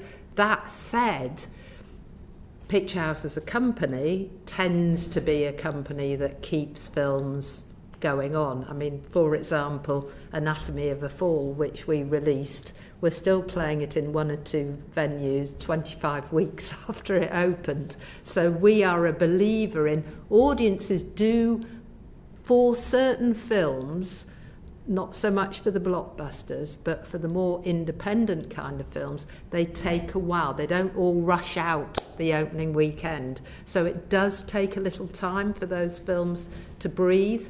But again, I think and this is not just about Picture House, I think it's more for the independent films, the mom and pop cinemas throughout the UK.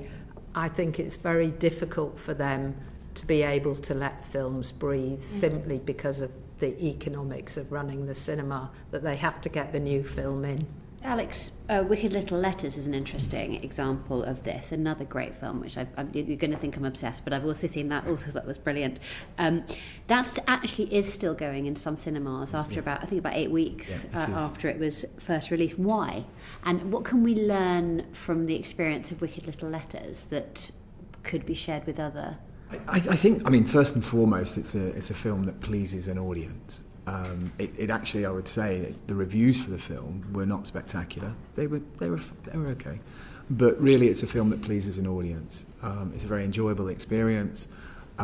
It also did serve a traditionally underserved audience, and it's got good performers. But I hasten to add, the film wasn't cheap. It was just over the £15 million mark that we talk about as a low-budget independent film, and it was ultimately only made because of an exceptional set of circumstances, which included, the enthusiasm of us, but also upfront support from Canal Plus for us to make it, even though we thought the margins on the film wouldn't be as high as they should be on a standard investment. So I guess the point is, we're the hits are always bucking the trend rather than following the trend. And that's one of the challenges. And even something like the Full Monty all those years ago did actually open at number one. It was just one of those spectacular word-of-mouth stories that just carried on and carried on. So they did, with something like the Full Monty, they did have to spend quite a lot of money to get it started.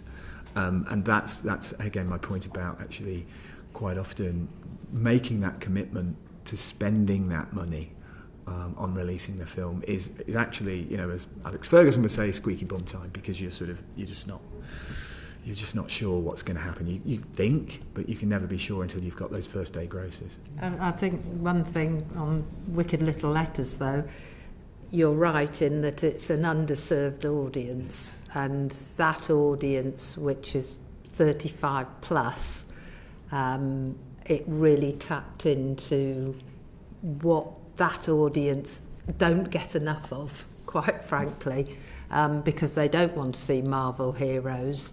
They want something that they can identify with, and that film gave it to them.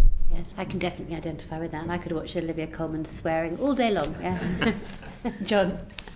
Thank you very much, all of you, for joining us. I was interested, Mr. Richards, when you said that cinemas drive footfall into local areas.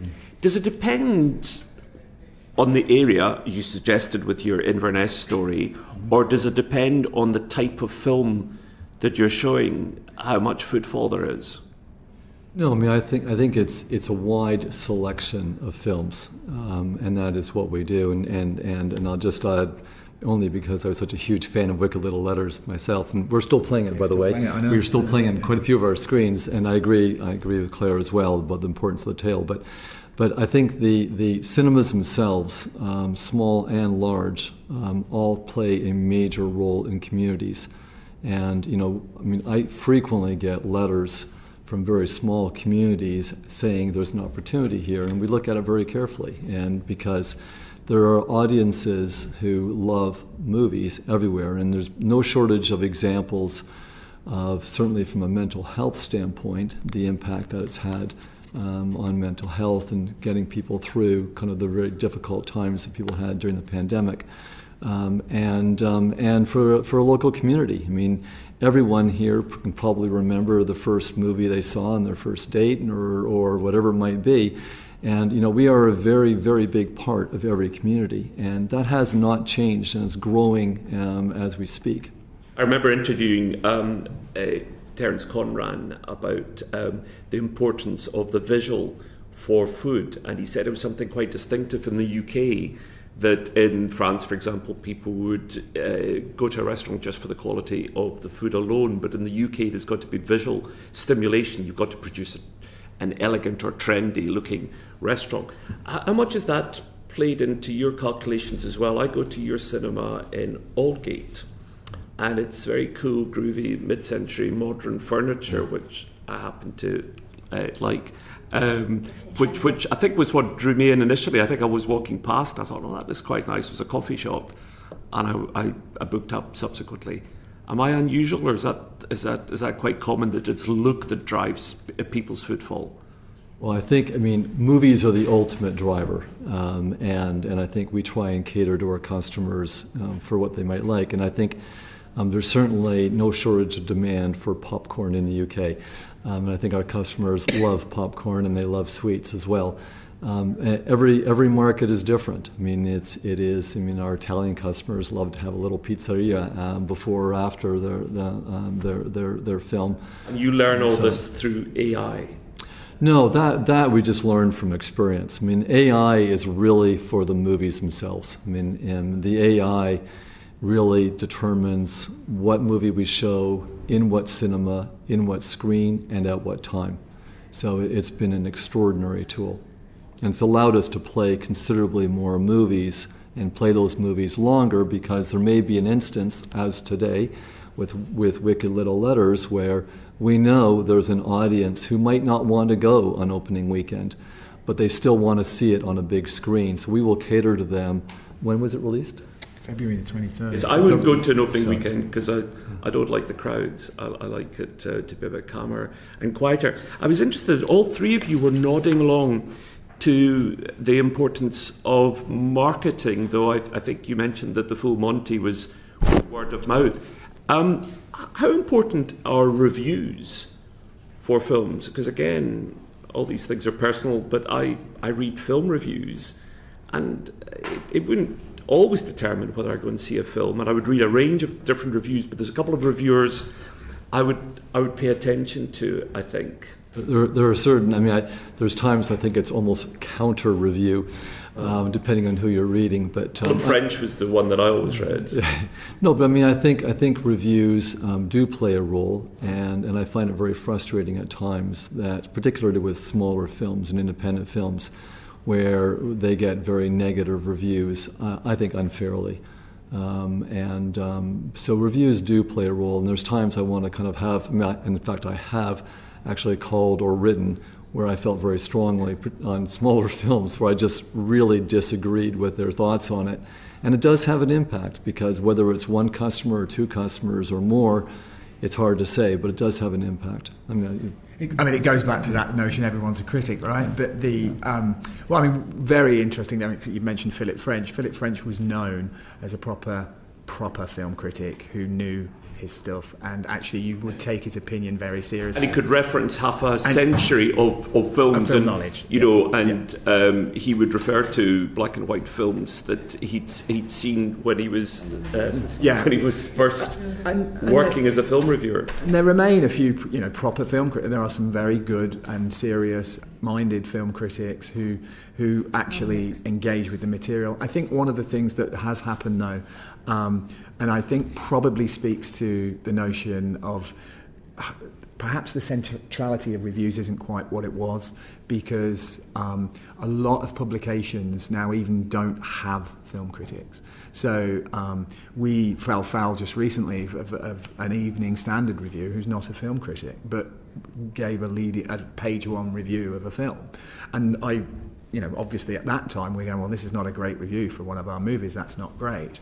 But it is interesting that whole ecology has shifted, and a lot of publications simply don't have what I'd characterise as proper film critics. And they don't review many films. So you would find that they would probably, if it was a smaller foreign language film, they might not review it. Yeah, I find out. So when I Google to see what the reviews are, far too often for me, it's just the most obvious ones and a kind of sameness amongst the reviews. It's almost as if they're reading one another's reviews for validation of what they're going to say. But Ms. Bint, you mentioned the international model and people wanting a different world view.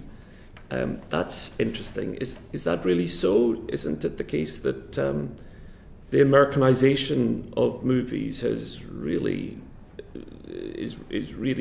almost universal now, isn't it? Not at all. I think that actually... He said provocatively. Yeah, customers more and more want to be able to...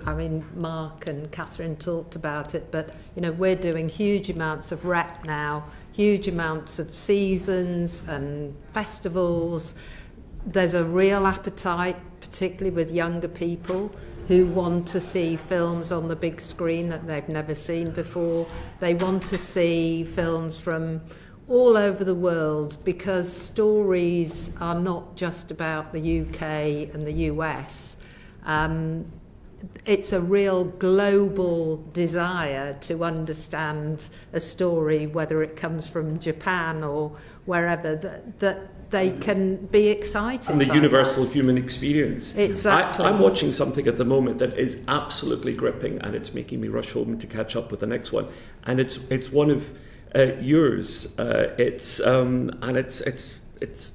amazed I haven't seen it before. It's Spotless, which has just popped up on Netflix. Oh right, on the TV side. Sorry. Yeah. But it's a studio canal. It's on Netflix, and it's what's interesting about it is it's a French. I understand it. It's a French production with French actors speaking English, set in London, and it's got a bit of a Killing Eve vibe about it as well, and it's clever, and I can't believe I'm told there's only one series. I'm heartbroken. Well, one series is because actually the perceived wisdom in terms of foreign language television shows within the UK broadcasting infrastructure, within which I include... This is in English? It's in English, but it's perceived to be rather challenging. And actually, I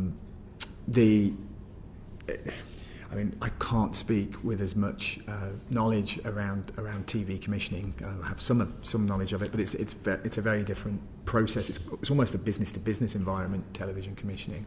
Well, those series like that are cinematic, aren't they? Yeah, they really, are. Because they read us cinema, even though it's a series. But its delivery is on. But before we finish, and before I hand back to the chair, I just want to ask all of you, as I asked the first panel, about the idea of a levy, because I don't know if you heard us say, but we've been to France and trying to take evidence from what we can learn. Both your predecessors who were here in the previous panel both said they thought that, well, one enthusiastically said the levy would work, and the other said that he was very open to the idea of the levy. Could I just ask quickly, the three of you, do you think this is a runner? Would it help?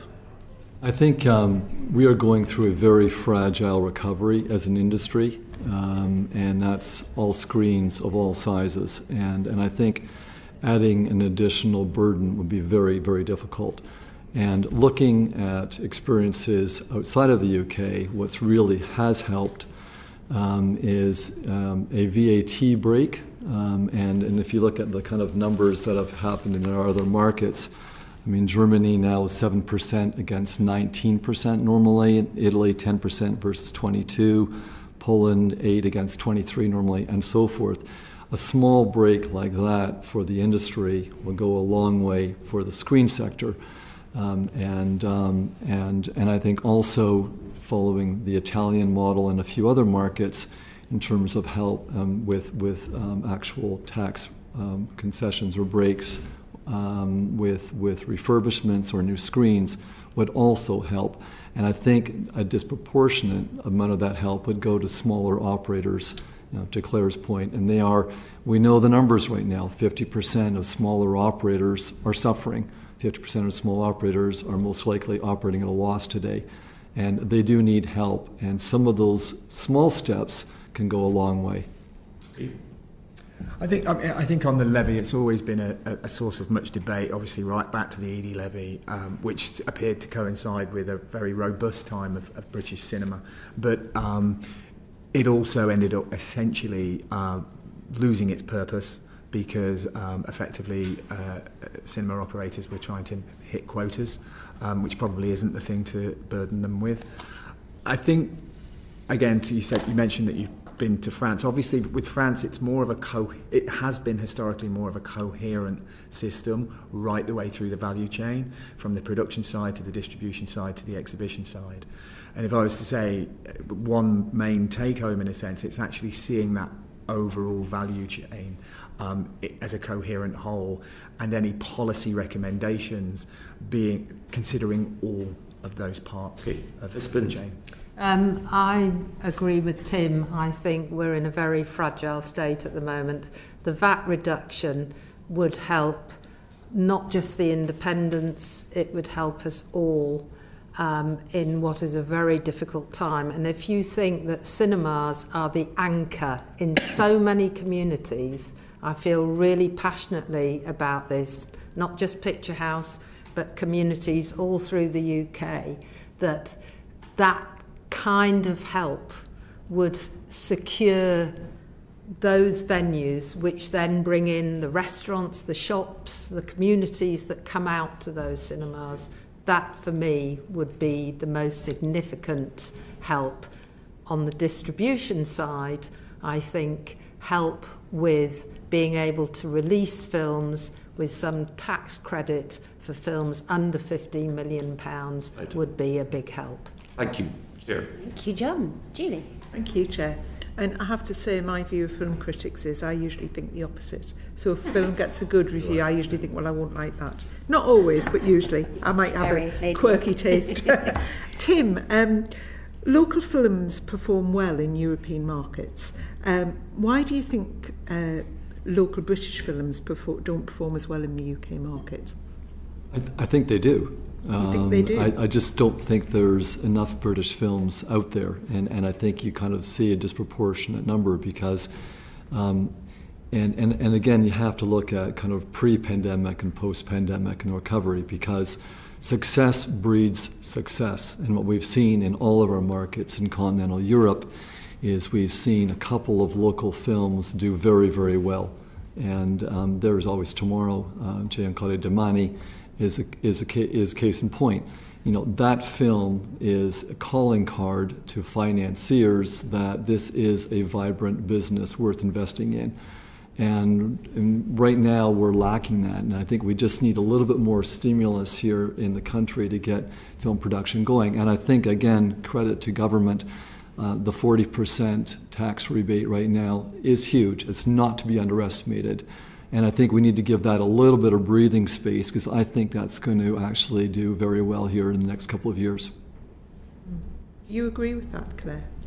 I think the fact that British film will be supported by the tax reduction, but then you have to have that, like in France, it has to be the whole ecosystem. So it's great that there'll be more films being made, but they need to be distributed and they need to be shown. So you need to make sure that you've got every bit of that working, rather than just having lots and lots of films being made with nowhere to go. Yeah. Moving on to France, Alex, how does the UK market differ from Studio Canal's experience in France? I mean, vastly, largely because of what Claire just talked about. It is an entire ecosystem geared to the promotion of French cinema. Studio Canal France, for instance, and I've only been at Studio Canal for 4 years, but it astonished me that they have a working model and a very robust business model from releasing mainstream French films of all kinds in a variety of genre, and that underwrites what they do. I think it's fair to say that's impossible for a UK company to do. To Tim's point, I think films can do well, but it's a can. And the evidence of the last few years, and that this is not just pandemic, this is exacerbated by the pandemic, but it was happening prior to then, is that British films haven't performed well from the perspective of people in the UK going to see them in cinemas compared to other markets. And I think the way that one of the ways to, why do you think that is? Well, I mean, curiously, it's the paradox of the language. There's obviously local people. You're getting films in the French language, you're getting films in the German language, you're getting films in the Dutch language. So sometimes the English language actually works against us because we're competing very directly and more clearly with American films. Partly it's to do with perhaps a less 360 film culture that there is here compared to France, and I think that takes a generation to change. That's possibly not something around policy. That goes right back to notions of training, education, the school curriculum, everything. But I think practically in the shorter term, one of the ways to ameliorate that would be to think of the ecosystem at large, because I think we do run the risk of there being suddenly a supply of British movies. It doesn't necessarily mean that demand will follow in quite the way that we would want it to, unless we create circumstances whereby we can encourage that demand. Thank you. Thank you very much, Julie. Clyde. Thank you, Chair, and welcome. Can I just turn to tax? And so what would a 25% tax relief on print and advertising costs in lower budget films have on the distribution for UK films? A lot. Right. I suspected you might say that. Fill your boots. But as I said, it is this ecosystem. That would be a fantastic bonus to us when we release smaller films, because it's very costly, and the risk for us with smaller films is profound. But then it is about having the cinemas and the cinema support to show them. So it really it would make a big difference. I'm sure it would to you. Bluntly, we'll make more British films and spend more Yeah. money on them. Bluntly, that's what we would do. There have been, over the last 4 years, there have been countless occasions of us either greenlighting a film or not greenlighting a British film. And obviously, when you make the investment, and we're a producer-distributor, when you make the investment, you're considering not only how much it's going to cost you to make the film, but how much you're going to have to spend to generate the revenues that you want to. So, and I think I am obviously cribbing from the BFI's Research and Statistics Unit and their estimate that it would cost effectively around not just over £9 million a year, when we've been looking at a sum around production, which is obviously dwarfs that. So it does strike me as a relatively less expensive way of generating British audiences seeing British movies. And the government is now supporting the production of independent films through the tax relief and the tax credit. So, will this? What will happen as a consequence of that if we are producing more films, but we've not solved the issue of demand to get bums on seats to watch those films? Well, they'll disappear. They won't work. And you'll be in Yeah. a counter narrative of, oh, why have we invested all that movie in British cinema when actually people aren't going to see the movies? I mean, it's just really, really important, as I say, just to go back to that notion that when anyone invests in a British film, they are not simply assessing how much it's going to cost to make, it's almost also how much it's going to cost to market.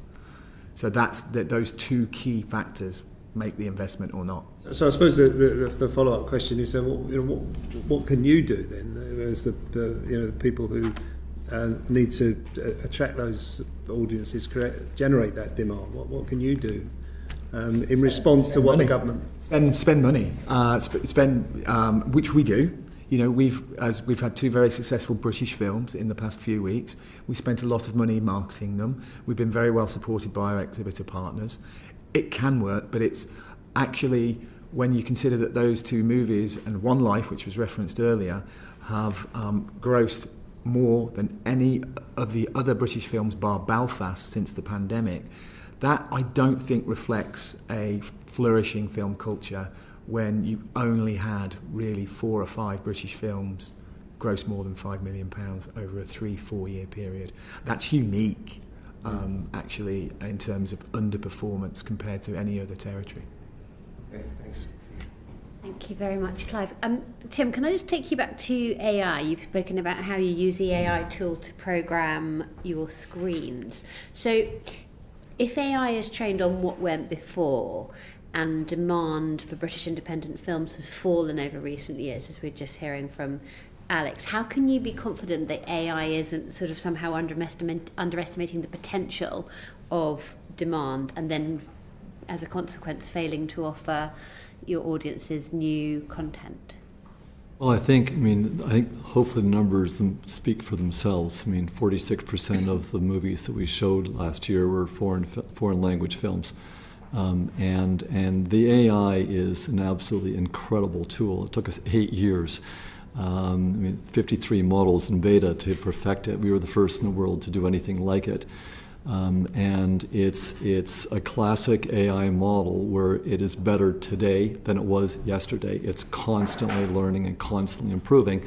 And that is why we're able to show Alex's film Wicked Little Letters today, because the AI knows there's an audience for that, and not only do they know there's an audience for it, but they know where that audience actually is across the country.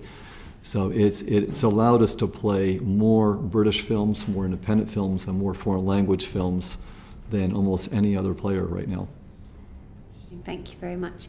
And can I just also ask you about skills and training and workforce retention? Next month we've got a session on that specifically, but based on your time as the chair of the BFI, what do you think we should be asking our witnesses on that occasion to get to the bottom of why there is such a skills crisis in the industry, despite the fact that there are so many initiatives across the sector and so many people who are desperately keen to get into it?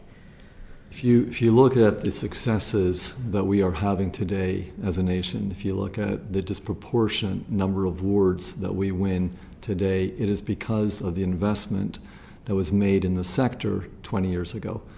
And I think now is not the time to take our foot off the gas when we need it more than ever. And I think that you can certainly see the impact that has had.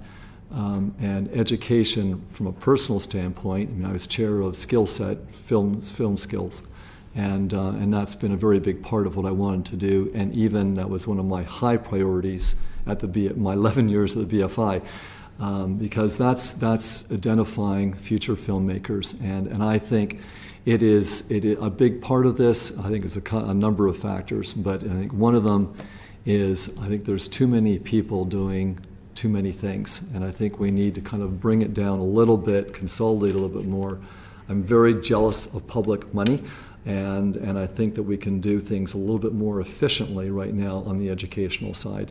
And part of it is getting the word out to small communities, small lower economic groups, that there are opportunities here in this industry, and you don't have to be a lead actor or director. There are skills needed for hairdressers, for set designers, for carpenters, for writers. We need all those skills, and that's why I love the London Screen Academy, because that is teaching core skills for filmmaking, and it's also bringing in kind of a lower socioeconomic group to jobs that are well needed, and that's everywhere across the country. And with that reflection of your time at the BFI, we actually have the BFI appearing in front of us in a few weeks' time as well. What else should we be asking them? I think the BFI has done an extraordinary job in the last few years, and not just under my tenureship, but under previous tenureships as well. And I think the only thing that I would say for the BFI going forward is not to be afraid of commercial British films, and not to be afraid to identify and support and nurture commercial British films. And that might be part of the issue, the bigger issue, that there's been maybe too much commitment to the cultural side as opposed at the cost of the commercial side. And that would be probably my only small issue that's evolving. But even with then, it's trying to find tomorrow's Chris Nolan, and I think that's where the BFI really excels at. Very good, thank you very much. That brings us to the end of our session today. Can I just ask the same question I asked our previous panel? Is there anything that you wish that we'd asked you? Is there anything else you wanted to get off your chest before we conclude today's session, Alex, Claire? I don't think so. No, I mean, just reinforcing again that I think that we need to create an ecosystem. Yeah. That is the most crucial bit of having a thriving, healthy, sustainable industry that covers all kinds of cinemas, that just to reinforce that point. Yeah, I just want to thank the committee, because I think it is the right time to be having these discussions. We're at a pivotal point in our industry, and I think we can really turn the tides and make a difference. Very good. Thank you. Thank you very much indeed. Very good to see you all today. Order. Thank you.